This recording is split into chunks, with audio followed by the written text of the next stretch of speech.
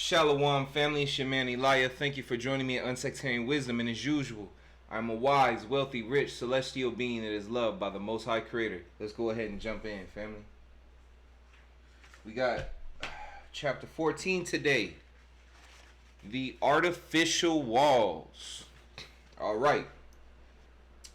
We met in the boat that we used in these last trips between Thoth. Hold on. We met in the boat that we used in these last trips between Thoth and El Arca, and Butler told the group almost the same thing that we had been talking about in the return vehicle. But he put more force in his words, and his joy overflowed in every part of his face. He had even got something to toast, and the whole group was at its most joyful since we arrived. Unfortunately, this joy was not penetrating my mind, and much less in my heart. I was still distantly trying to understand what would be the right move to change everything. I kept wondering if this was really possible, and if so, how many years of there within the walls would pass while I was totally involved in freeing my brothers in there. Butler tried to cheer me up. It was time to change history. I'm going to reason. How many years of there within the walls would pass while I was totally involved in freeing my brothers in there? Once again, family, I truly believe we're in a time capsule. You know, if you go back to the Bible and read how we used to live 1,000 years, but now what it promises, 120, and to be honest, even less, because most people don't even live to 100 now. So I believe we live in a time capsule, family, legit. Like they're shortening our time spans with magic or technology, whatever they're using. Butler tried to cheer me up. It was time to change history, and this didn't happen every day.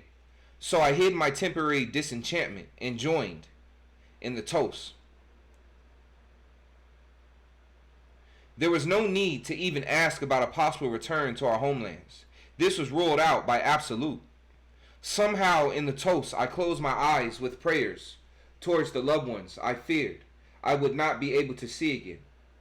Can a prosperous place like this be enjoyed if not shared with loved ones?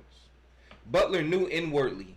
He went ahead to tell us that we would soon be visiting the known lands again, and that we could help much more on this side than by entering there and becoming an easy custodial prey. Read that again. Butler knew inwardly.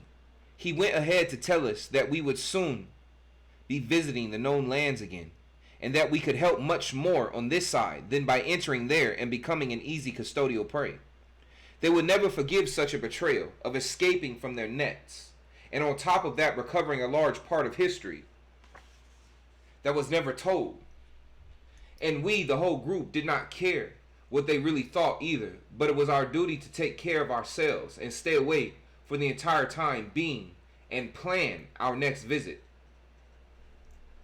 Butler brought us a lot of information on how the Republic worked. He also gave us several books, among them many on the language spoken there. As in Rancer and elsewhere, English was spoken to perfection. There were several books with translations of the Archon language to English and vice versa. As the captain said, it was time to start studying. Several years had passed. Among so many things I learned during my stay was that time passed slower in these lands compared to the known lands. It was undoubtedly what I had more trouble understanding. There was a whole library on time, perception, and sense of the passage of time.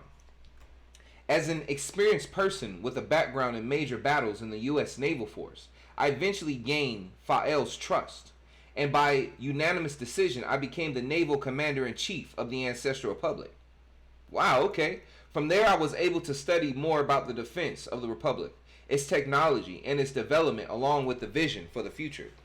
We carried out projects of possible attacks on the known lands without affecting civilian life, but the missions were almost always discarded due to the difficulty I had in finding the real bases of the custodians, since they moved from one place to another using portals and almost never had long stays in the lands but returned to theirs, always leaving some leader guardian.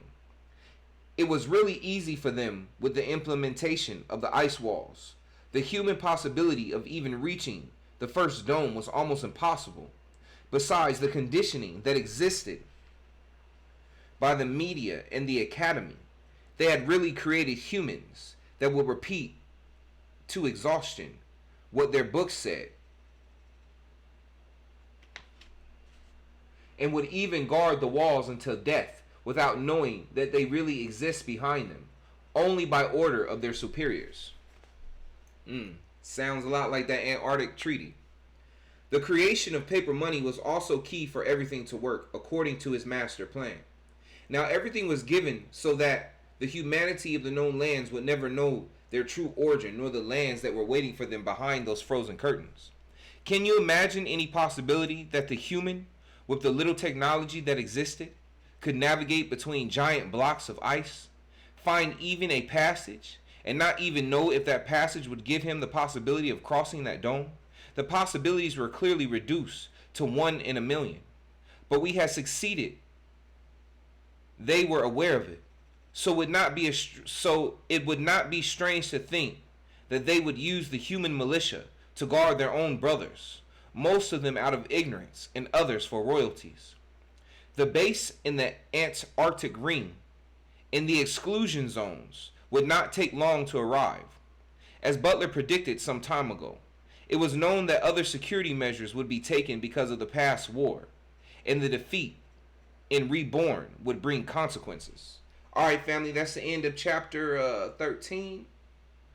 And next will be the next chapter will be manipulation in the known lands, chapter 14. All right, family, I'll catch you later. Be blessed. I enjoyed you. I hope you enjoyed me. I'll catch you later.